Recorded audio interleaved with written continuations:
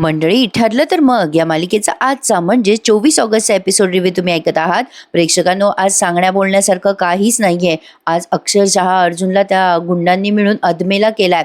पण त्यातल्या त्यात एक चांगली गोष्ट अशी घडली आहे की मानसी आता प्रियाच्या प्लॅनप्रमाणे पोलिसांच्या ताब्यात गेली आहे आणि त्यातला एक गुंड पण पकडला गेलाय बरं का. प्रेक्षकांनो, बघत राहा आजचा ठरलं तर मग. आजचा एपिसोड जरा छोटा झालेला आहे कारण आज त्यांनी थरारच खूप रंगवलाय, कालच्या पेक्षाही जास्ती. सुरुवातीला आपण बघतोय अर्जुन त्या गुंडांचा प्रतिकार करताना दाखवलाय, जरा मागून दाखवलंय सगळं.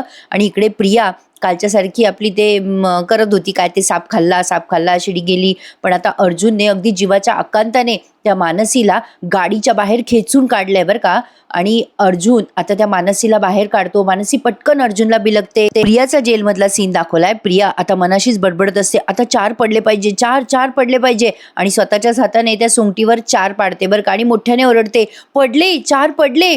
इकडे पुन्हा एकदा अर्जुनचा थरार रंगवलाय. अर्जुन आता मानसीला धरून ठेवलेलं असतं त्याने घट्ट, पण ती बाई आता अर्जुनचं ते जे हाताची घट्ट पकड असते ना ती सोडत असते. मानसीला ओढत असते ती बाई स्वतःकडे, पण अर्जुन मानसीला आता सोडतच नसतो. मानसी खूप घाबरलेली असते, पण अर्जुन अगदी हिमतीने लढतोय. तेवढ्यात हे सगळेच्या सगळे गुंड मोठ्या मोठ्या काठ्या घेऊन अर्जुनच्या पाठीवर मारत असतात बरं का. बाप रे बाप, अर्जुनला त्यांनी खूप एन्जॉय केलंय. प्रेक्षकांनो, बघवलं नाही जाते हो हे सगळं. तेवढ्या तिकडे सायलीची आरती झाली आहे आणि सायली सगळ्यांना आरती देत असते. सायलीला आज यातलं काही कळलेलं नाहीये मंडळी, पण आता पुढच्या प्रोमोमध्ये त्यांनी दाखवलंय की सायलीला कळतं अर्जुनवर हल्ला झालाय. सायली प्रार्थना करत असते देवाकडे, देवी आई मानसीला घेऊन हे सुखरूप घरी पोहोचू दे. आणि आता इकडे अर्जुनवर ते लोक वार करतात पाठीवर, या सीन मध्ये तुम्ही बघताय. आणि प्रिया तिकडे आपली ती सापशिडी खेळते आणि हसते विक्षिप्त आणि विकृत पद्धतीने. प्रिया वेड्यासारखी करत असते, पडले 4 पडले. आता ती कॉन्स्टेबल बाई प्रचंड घाबरते बरं का प्रियाला. प्रिया आता ओरडते, 1 2 3 4 आणि सापाने अर्जुनला खाल्लं असं म्हणून ती ओरडत असते. ती कॉन्स्टेबल बाई प्रियाला घाबरत असते खूप. इकडे अर्जुनने आता मानसीला घट्ट धरलेलं असतं, तेव्हा त्यातला एक गुंड अर्जुनच्या पाठीमध्ये मोठ्याच्या मोठा चाकू त्याने अर्जुनच्या पाठीमध्ये मारलाय मंडळी. बाप रे बाप. आणि त्या क्षणी अर्जुनला भोवळ आलेली आहे. काय होणार प्रेक्षकांनो त्या अर्जुनचं. पण तरी सुद्धा त्याने हिमतीने मानसीला घट्ट धरून ठेवलेलं असतं, पण चाकू मारल्यामुळे आता अर्जुनला भोवळ येते. मानसी खूप घाबरते. अर्जुन दादा तुला काय झालं रे, काय झालं अर्जुन दादा म्हणून ती ओरडत असते. अर्जुनच्या आता म्हणजे तो काय बोलू, आता तुम्ही बघतायत ही सगळी दृश्य. मानसीच्या हातात त्याने स्वतःचा फोन दिलाय बरं का आणि सांगितलंय की चैतन्याला कॉल लाव मानसी. एवढ्या परिस्थितीत सुद्धा अर्जुन मानसीला वाचवण्याचं त्याचं ध्येय सोडत नाहीये. कमाल ना प्रेक्षकांनो, खरंच अशी ध्येयवेडी लोक ना, म्हणजे अशाच लोकांच्या पाठीमागे त्रास असतो असं म्हणायला हरकत नाहीये. इकडे आता अचानकपणे सायलीला कसं तरी व्हायला लागतं आणि तिच्या हातून कुंकू सांडतं. जे आपण प्रोमोमध्ये पाहिलं होतं, सायली खूप अस्वस्थ होते, असं कसं देवी आईच्या समोरचं कुंकू सांडलं. आणि मग तिला वाटतं अपशकुनच झालाय. इकडे आता मानसीने चैतन्याला कॉल लावलाय बरं का, पण मानसी फोनवर बोलत नाही. चैतन्य ओरडत असतो, हॅलो हॅलो अर्जुन, अरे आम्ही पोहोचतोय, हॅलो. मानसी आता मोठ्याने ओरडायला लागते, अर्जुन दादा तुला काय झालं रे. मानसी खूप घाबरलेली असते बरं का प्रेक्षकांनो, प्रचंड घाबरलेली असते. आणि चैतन्याचा फोन एकीकडे सुरू असतो, ती ओरडत असते. त्यामुळे चैतन्याला कळतं की अर्जुनच्या बाबतीत काहीतरी वाईट झालंय. त्यामुळे चैतन्य आणि सावंत जोरात गाडी चालवतात. पण काळजी नका करू प्रेक्षकांनो, चैतन्य आणि सावंत तिथे पोहोचले आणि त्यातल्या एका गुंडाला त्यांनी पकडलंय. त्यामुळे प्रियाचा प्लॅन म्हणजे 5% का होईना पण फेल झालाय. मानसी आता रडत असते अर्जुनकडे बघून. अर्जुनची अवस्था तिला सहन होत नाहीये. चैतन्य खूप पॅनिक झालेला असतो, अरे अर्जुन काहीतरी बोल, हॅलो कोणाला ऐकू येते का. अर्जुन आता मानसीकडे नुसता बघत असतो आणि असा हात देत असतो मानसीला. मानसीला काही सुचत नसतं काय करावं. तिच्या आजूबाजूला सगळी गुंड आहेत, ती खूप घाबरते आणि नुसती रडत असते, अर्जुन दादा करून. सावंत म्हणत असतो की चला लवकर गाडी चालवा. म्हणजे असे खूप एकामागोमाग एक सीन दाखवले आहेत. मानसी शेवटी त्या गुंडांकडे हात जोडून विनवण्या करत असते, मारू नका हो माझ्या अर्जुन दादाला, मारू नका. आणि इकडे प्रिया वेड्यासारखी करत असते, काय गो ताई बघ ना, अर्जुन इतक्या वेळ वरवर जात होता, हे सगळे साप अर्जुनला हात पण नव्हते लावत, पण आता सगळं सापांनी खाऊन टाकलं अर्जुनला. अरे बाप रे, बिचाऱ्याचा हातातोंडाशी आलेला घास गेला. ताई तुला काय वाटतं ग, 99 पर्यंत अर्जुन जाईल का ग, जाईल का सांग ना ग, का डिरेक्ट वर जाईल तो. आता ती कॉन्स्टेबल बाई घाबरते वर का आणि म्हणते, वर काय वर, प्रिया तू मला कशात अडकवत तर नाहीयेस ना.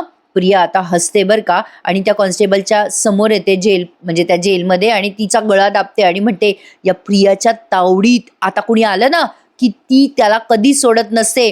ती कॉन्स्टेबल बाई म्हणते, सोड प्रिया. प्रिया पटकन सोडते बरं का आता तिला आणि म्हणते, आणि तो जर अर्जुन असेल ना, तर गिधाडं पण त्याला खाणार नाही अशी मी अवस्था करेल. अगो ताई, बिचारा अर्जुन गेला असेल का गो?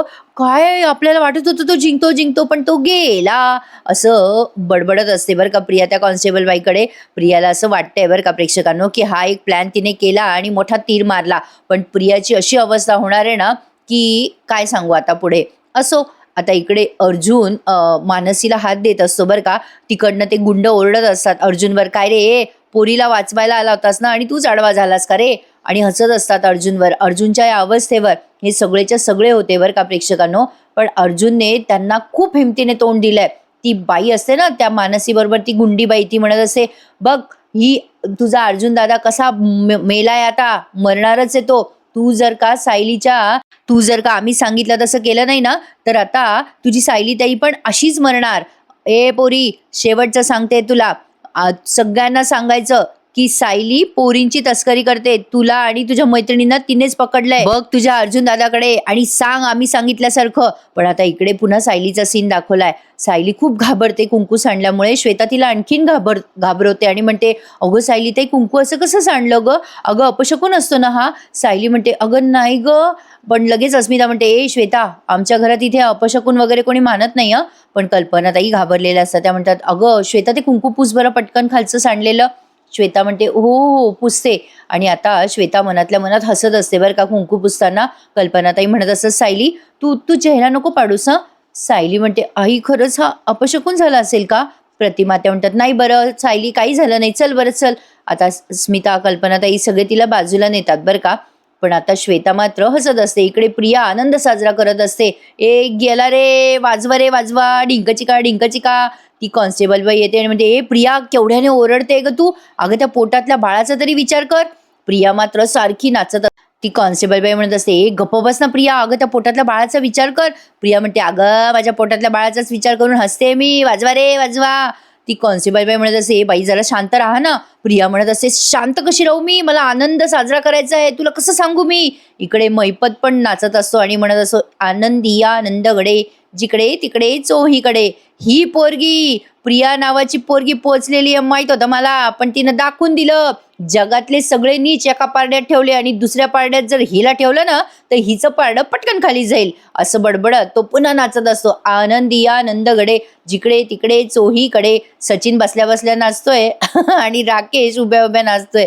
विचित्रच आहे बाबा, हे सगळं अवघड आहे बाबा प्रेक्षकांनो. काय आता सांगू, त्या अर्जुनची अवस्था बघवे ना.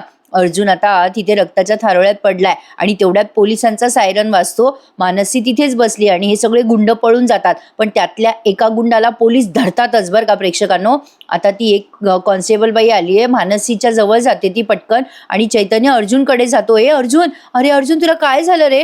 चैतन्य खूप घाबरलेला असतो अर्जुनची अवस्था बघून. पटकन त्याने अर्जुनला असं त्याच्या मांडीवर घेतलंय.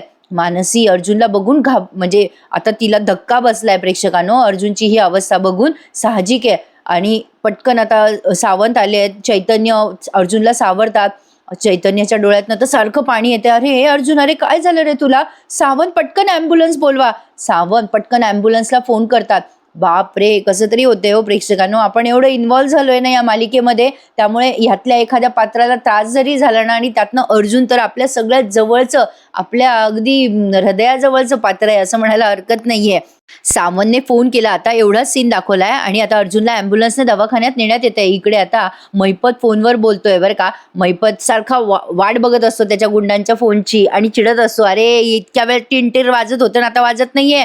आता वाजला त्याचा फोन. महिपत चिडून म्हणतो, सचिन स्पीकरवर ठेवणारे फोन तुला सांगावं लागतं का? आता त्या गुंडांनी झालेला सगळा प्रकार महिपत आणि सचिनला सांगितलाय. असं नुसतं म्युझिकच वाजवलं इथे, की कसं त्यांनी अर्जुनला घायल केलं, कसं नाही. आणि हे सगळं ऐकून महिपत, सचिन आणि तो राकेश सगळे खुश होतात बरं का. महिपत त्याच्या गुंडांना म्हणतो, भले शाबास, अरे कधी कधी फार चांगलं काम करता रे तुम्ही, वा वा वा. सचिन म्हणतो, चला तर अण्णा, आता त्या सुभेदारांच्या सत्यानाशाला सुरुवात झाली आहे. तिकडनं तो गुंड म्हणतो, साहेब एक गडबड झालीच बरं का. महिपत म्हणतो, झालीच का? त्यावर आता तो गुंड म्हणतो, ती पोरगी ना, ती कबूल करायला तयार नाहीये की सायलीच तस्करी करते म्हणून. ती ती गुंडी म्हणते, साहेब तिला खूप धमकवलं आम्ही, पण आम्हाला असं वाटतंय की काही फायदा नाही झालाय. आणि नंतर तो गुंड म्हणतो, साहेब सुद्या पकडला गेला बरं का पोलिसांकडे.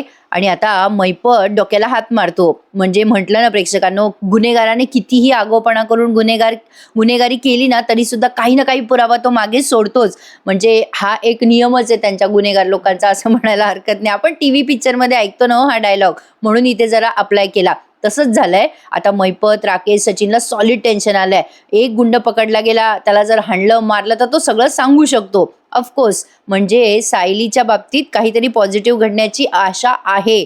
इकडे सायली खूप अस्वस्थ झालेली असते. कल्पनाताई आणि सगळेच मिळून तिला समजवत असतात. प्रतिमा आत्या म्हणत असत, सायली तू उगाच वेड्यासारखा विचार करतेस, काही झालं नाहीये बरं. आणि अस्मिता म्हणते, अगं सायली, मी तर कुठलीही गोष्ट करताना हातातली गोष्ट 10 वेळेला सांडते, मग काय अपशकुनच होतो का दरवेळेला? सायली म्हणते, नाही ग अस्मिता, ते देवी आईच्या समोरचं कुंकू होतं ग, असं सांडायला नको होतं. प्रतापराव म्हणतात, सायली ए बेटा, त्याचा एवढा विचार करायची गरज नाहीये, तू काही त्रास नको करून घेऊस बरं. सायलीला खूप अस्वस्थ वाटत असतं बरं का, आणि भीती वाटत असते एक अनामिक. मग सगळेजण मिळून तिच्या डोक्यावर हात फिरवतात, शांत हो सायली, काही नाही झालं. सायली आता मनात विचार करते, सगळे बोलतायत ते पटतंय मला, पण मनातली भीती का जात नाहीये? ही भीती नेमकी कसली वाटते मला?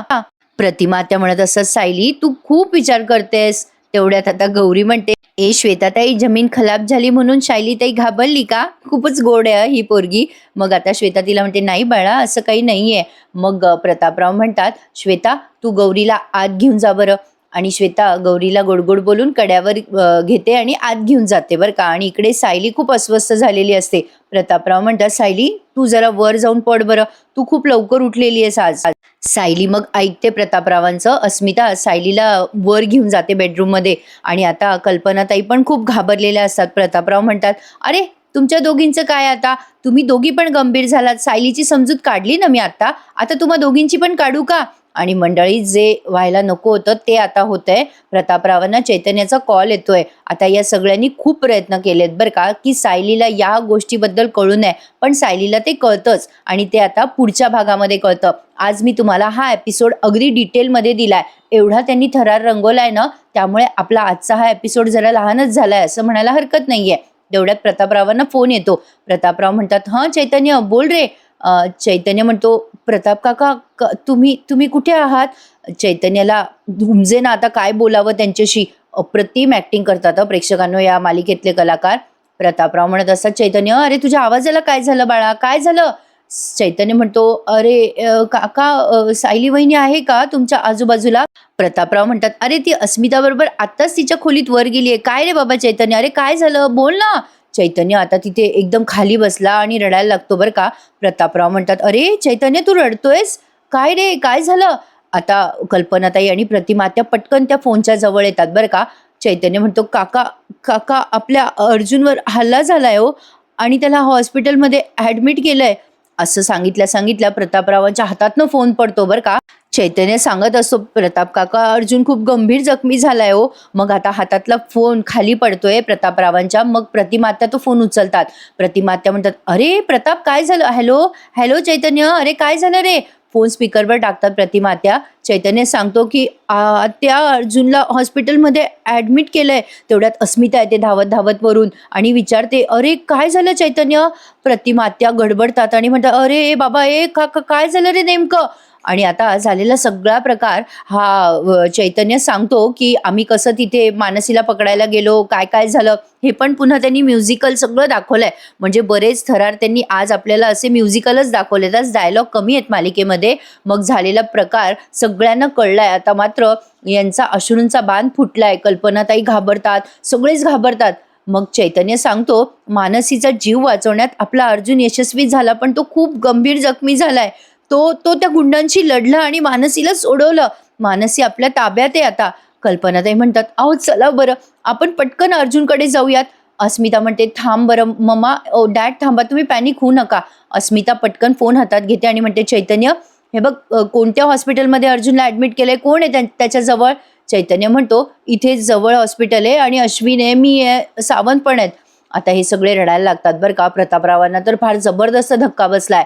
बाप रे बाप. पण बघा प्रेक्षकांनो, घरात कोणीतरी एक सेन्सिबल पर्सन असावं लागतं अस्मितासारखं. तिने पटकन स्वतःच्या भावनांवर नियंत्रण मिळवलं आणि चैतन्याला व्यवस्थित विचारलं. म्हणजे दुःखाच्या प्रसंगी सावरणं खूप महत्वाचं असतं आणि नेमकं आपल्याला ते जमत नाही हो. इमोशनल लोक बारीक सारीक गोष्टींचा खूप विचार करून त्रास करून घेतात ना. आता ही श्वेता मनातल्या मनात विचार करते, वा प्रिया, मानलं तुला. तू जेलमध्ये बसून जे ठरवलं ते करवून घेतलं. तिच्या प्लॅन प्रमाणे मानसी आता पोलिसांच्या ताब्यात आणि अर्जुन हॉस्पिटलमध्ये. श्वेता अशी मनातल्या मनात बोलते, पण आता यांची सगळ्यांची अशी हालत करणारे ना अर्जुन आणि बाकीचे जण, की यांना आता म्हणजे दया सुद्धा कोणी दाखवणार नाही. प्रेक्षकांनो, बघत राहा तुम्ही, असंच दाखवतील ते पुढे. इकडे सायली खूप डिस्टर्ब होते आणि विचार करते, काहीच कारण नसताना मला अस्वस्थ का वाटतंय. मी यांच्याशी बोलू का? मानसी यांना भेटलीये कळलंय मला, पण तरी सुद्धा यांना फोन करूनच बघते. असं म्हणून सायली आता फोन लावत असते अर्जुनला, पण अर्जुनचा फोन बंद. आणि आजचा हा एपिसोड इथेच समाप्त होतो. नका काळजी करू प्रेक्षकांनो, अर्जुन या मालिकेचा नायक आहे आणि त्याला काहीही होणार नाहीये. चांगल्या गोष्टीसाठी काही ना काही त्रास सहन करावाच लागतो ना, तसंच त्यांनी दाखवलंय. पुढच्या प्रोमोत आपण बघतोय की प्रिया राकेशची कॉलर धरून बोलते, त्या मानसीने कबूल करायला हवं. प्लॅन तसाच होता आपला. त्या सायलीला मला पुन्हा जेलमध्ये बघायचंय. मानसी जर बोलली नाही तर हे सगळं कसं शक्य होणार आहे. त्या राकेशलाच ती दोपटत असते. इकडे सायली विचार करत असते, असं का होतंय मला. आणि नेमका अश्विन फोन करतो अस्मिताच्या मोबाईलवर आणि तो फोन अस्मिता घरी अश्विन फोनवर सांगतो की अस्मिताई, दादाचा जीव धोक्यात आहे ग. आणि नेमकं ते सायली ऐकते. आता इथून पुढे काय होईल मालिकेमध्ये? सायलीला पुन्हा अटक होईल का? सायलीची केस कोण लढेल? हे सगळं बघणं खूप इंटरेस्टिंग आहे. पण काळजी करू नका, अर्जुनला काहीही होणार नाहीये मंडळी. आज काय बोलावं काही सुचत नाहीये, निशब्द झालीये मी. बघूयात आता उद्याचा भाग. उद्याच्या भागात काय दाखवणार आहे ते. आजचा भाग कसा वाटला हा प्रश्न विचारणं म्हणजे वेडेपणाच आहे. पण हे मात्र नक्की सांगेल मंडळी की वाईटातूनच चांगलं होतं. अर्जुनला त्यांनी ज्या पद्धतीने मारलंय ना, यापेक्षाही वाईट अवस्था प्रिया आणि बाकीच्यांची सगळ्यांची होणार आहे प्रेक्षकांनो. आणि या सगळ्यांना शिक्षा मिळणार आहे. शेवटी विजय सत्याचाच होतो, फक्त थोडासा संयम ठेवावा लागतो, हे मात्र खरं आहे. चला तर मग मंडळी, उद्या भेटूयात पुन्हा एकदा. तोपर्यंत काळजी घ्या स्वतःची आणि please subscribe my channel and enjoy my reviews मंडळी. धन्यवाद.